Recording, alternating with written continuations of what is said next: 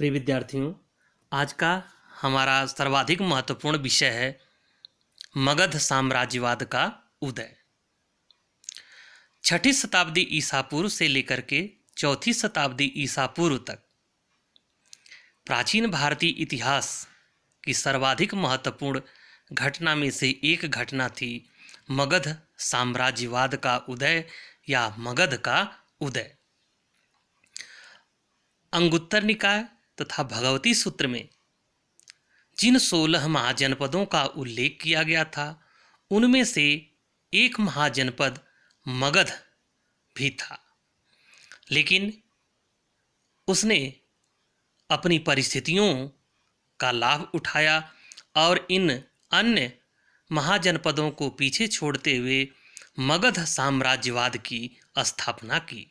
अर्थात यह कहा जा सकता है कि मगध उत्तर भारत की राजनीति का केंद्र बन गया। मगध साम्राज्य के उद्भव और विकास के अनेक कारण हैं, जैसे भौगोलिक कारण, राजनैतिक कारण, आर्थिक कारण, लोहे की भूमिका, पर्याप्त मात्रा में जंगलों का होना, अत्यधिक उपजाऊ और उर्वरा भूमि का होना तथा उनकी दोनों राजधानियां राजगृह तथा पाटलिपुत्र का अत्यंत सुरक्षित स्थान पर होना। इन सभी कारणों ने मिलकर के मगध साम्राज्यवाद के उदय में महत्वपूर्ण भूमिका निभाई। लेकिन यहाँ पर यह ध्यान रखना होगा कि इनके शासकों की कूटनीति तथा महत्वाकांक्षा ने मगध साम्राज्यवाद को चरमोत्कर्ष पर पहुंचाया। हर्यक वंश, शिशुनाग वंश और नंद वंश के शासकों ने अपनी शक्ति, योग्यता तथा कूटनीति के बल पर मगध को उत्तर भारत की राजनीति के केंद्र में स्थापित कर दिया, जिस पर आगे चल करके मौर्य सम्राट चंद्रगुप्त मौर्य ने कौटिल्य अथवा चाणक्य की सहायता से एक विशाल मौर्य साम्राज्य की स्थापना की। अब हम मगध के उदय के कारणों का विस्तृत विश्लेषण देखते हैं कि मगध साम्राज्यवाद का उदय भारतीय राजनीति की एक सर्वाधिक महत्वपूर्ण घटना थी। मगध ने अन्य महाजनपदों को शक्तिहीन करते हुए अपनी शक्ति में पर्याप्त विकास किया और उत्तर भारत की राजनीति का एक प्रमुख केंद्र बन गया। मगध साम्राज्यवाद के उदय के अनेक कारण हैं।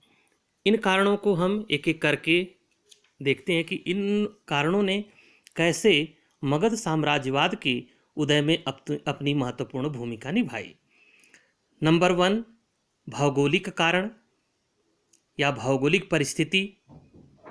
दूसरा, मगध में आर्थिक संसाधनों की बहुतायत, मगध का कुशल सैन्य संगठन, मगध के महत्वाकांक्षी शासक और मगध का स्वतंत्र वातावरण। इन कारणों ने मिलकर के मगध महाजनपद को मगध साम्राज्य की श्रेणी में लाकर के खड़ा किया। अब हम प्रथम कारण को लेते हैं कि भौगोलिक कारण ने कैसे मगध साम्राज्य के उदय में अपनी महत्वपूर्ण भूमिका निभाई। मगध के उत्थान तथा विकास में भौगोलिक परिस्थितियों ने अत्यंत महत्वपूर्ण भूमिका निभाई। मगध राज्य उत्तरी भारत के विशाल तटवर्ती मैदान के ऊपरी और निचले भाग के मध्य अत्यंत सुरक्षित स्थिति में था। इसकी दोनों राजधानियां राजगृह और पाटलिपुत्र सैन्य दृष्टिकोण से अत्यंत सुरक्षित थीं। राजगृह चारों ओर पहाड़ियों से आच्छादित था, अतः राजगृह पर आक्रमण करना शत्रु के लिए आसान नहीं था। राजगृह की चारदीवारी को क्रॉस करके या उसमें प्रवेश करके अंदर जाना अत्यंत कठिन था। इसलिए आक्रमणकारियों के लिए यह अत्यंत दुरूह कार्य था। अतः राजधानी की सुरक्षा की चिंता से मुक्त होकर के मगध के शासकों ने साम्राज्यवाद विस्तार को तीव्र गति से बढ़ावा दिया और साम्राज्य की स्थापना की। वहीं इसकी दूसरी राजधानी पाटलिपुत्र भी सैन्य दृष्टिकोण से अत्यंत सुरक्षित जल दुर्ग माना जाता था। इसके चारों ओर नदियां थीं।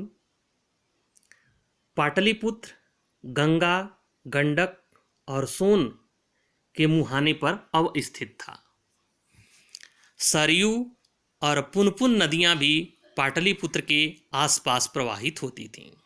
अतः यह कहा जा सकता है कि पाटलिपुत्र, जो कि मगध की राजधानी थी, अत्यंत सुरक्षित जलदुर्ग था।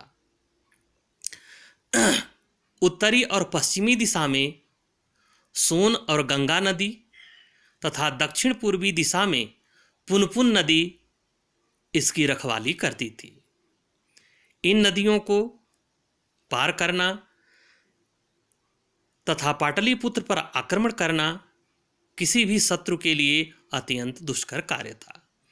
अतः यहाँ के शासकों को बाहरी आक्रमण और अपनी राजधानी की सुरक्षा की समस्या नहीं उत्पन्न होती थी और वे स्वतंत्र होकर के मगध साम्राज्यवाद का विस्तार कर रहे थे। अब दूसरा महत्वपूर्ण पॉइंट है कि मगध में आर्थिक संसाधनों की बहुतायत। मगध की भौगोलिक पृष्ठभूमि ऐसी थी कि जहां पर आर्थिक संसाधनों का पर्याप्त मात्रा में संकेंद्रण था। मगध की आर्थिक मजबूती ने भी मगध के उत्थान अथवा मगध साम्राज्यवाद के उदय में महत्वपूर्ण भूमिका निभाई। मगध अत्यंत उर्वरा क्षेत्र था। यद्यपि इस क्षेत्र में वर्षा भी अधिक होती थी, इसलिए बिना अधिक परिश्रम के उपज का उत्पादन अधिक होता था। उपज के अधिक उत्पादन का अर्थ यह है कि अधिशेष उत्पादन होता था और यह अधिशेष उत्पादन उद्योग धंधे और व्यापार वाणिज्य के उदय में महत्वपूर्ण भूमिका निभाया। व्यापार के विकास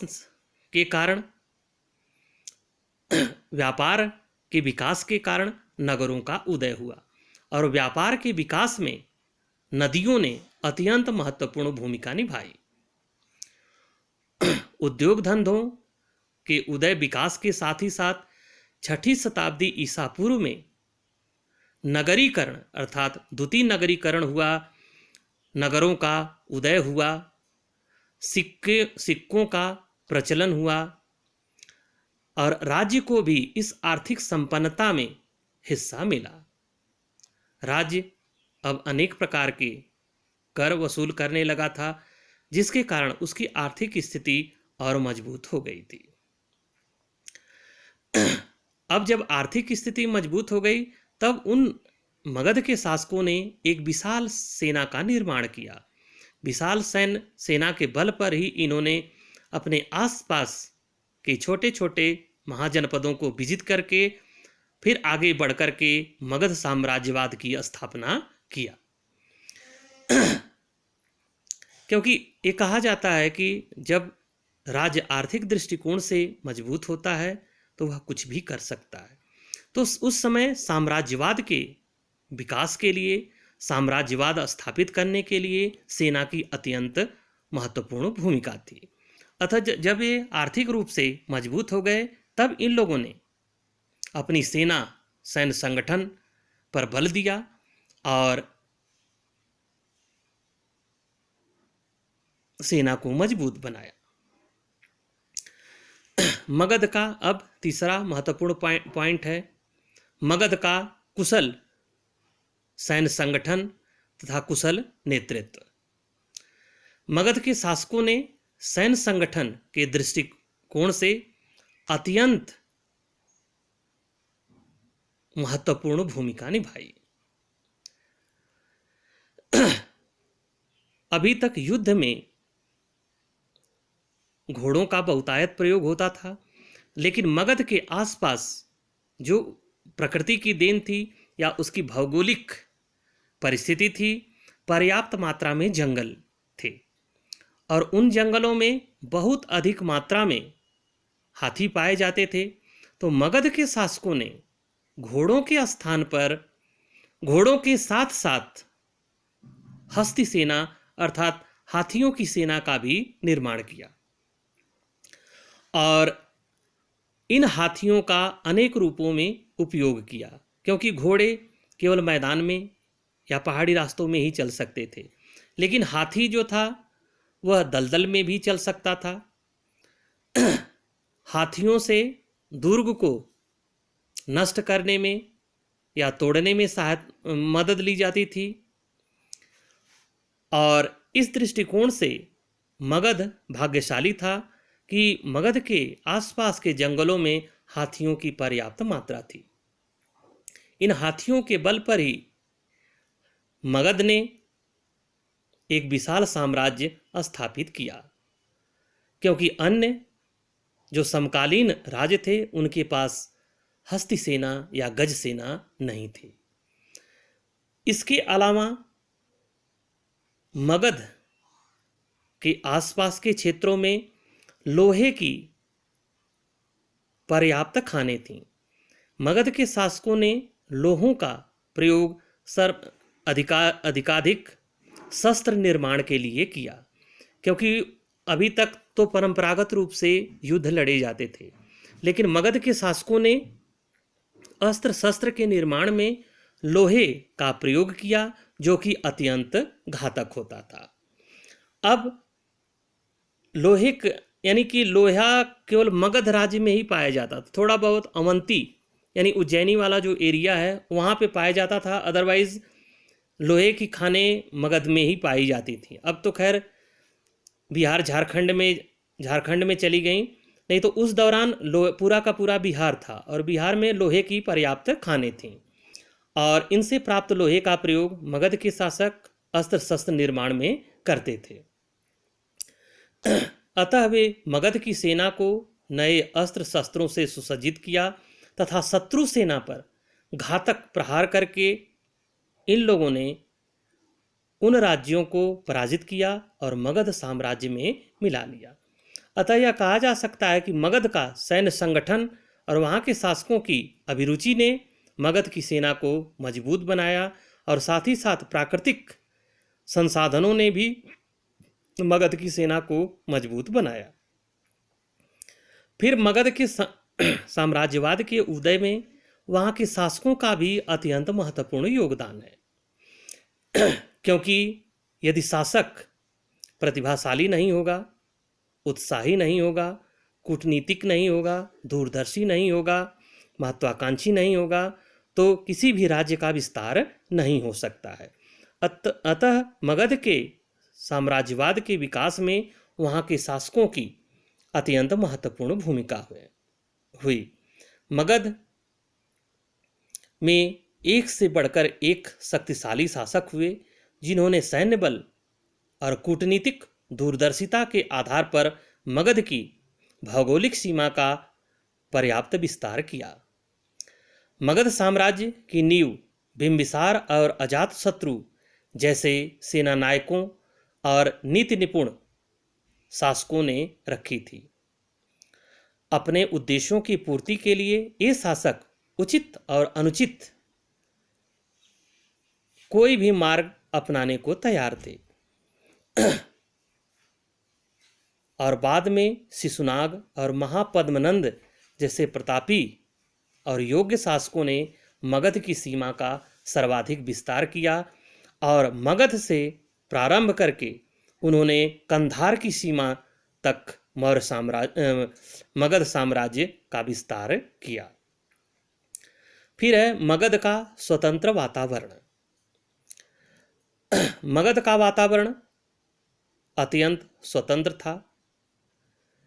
मगध को अनार्यों का देश कहा जाता था, इसलिए यहाँ पर ब्राह्मणवादी व्यवस्था का कठोरपन या कट्टरपन नहीं था। अनार्य तत्वों की अधिकता के कारण आर्यों का प्रभाव यहाँ पर कम था।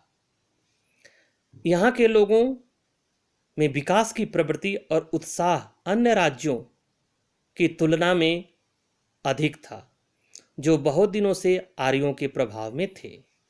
अतः यह कहा जा सकता है कि इन सभी कारणों ने मगध के विकास में अत्यंत महत्वपूर्ण भूमिका निभाई। क्योंकि मगध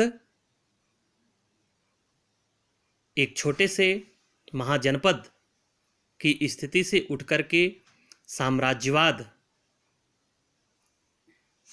की स्थिति में पहुंचा। फिर मगध साम्राज्यवाद के उदय में लोहे की भी अत्यंत महत्वपूर्ण भूमिका थी। अब लोहा कैसे महत्वपूर्ण हुआ? क्योंकि मगध के आसपास लोहे की पर्याप्त खानें थीं।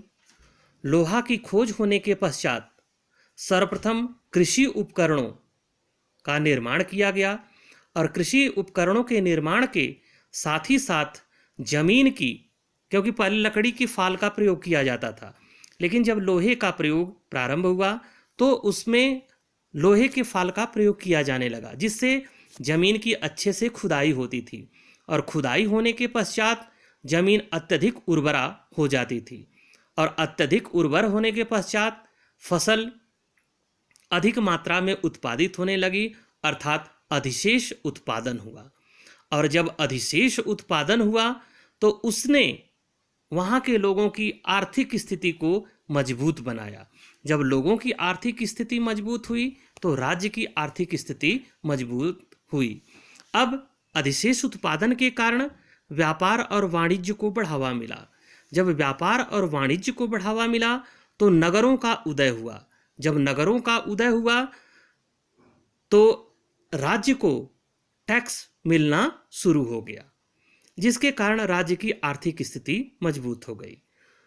अनेक उद्योग धंधों का आधार निर्मित किया।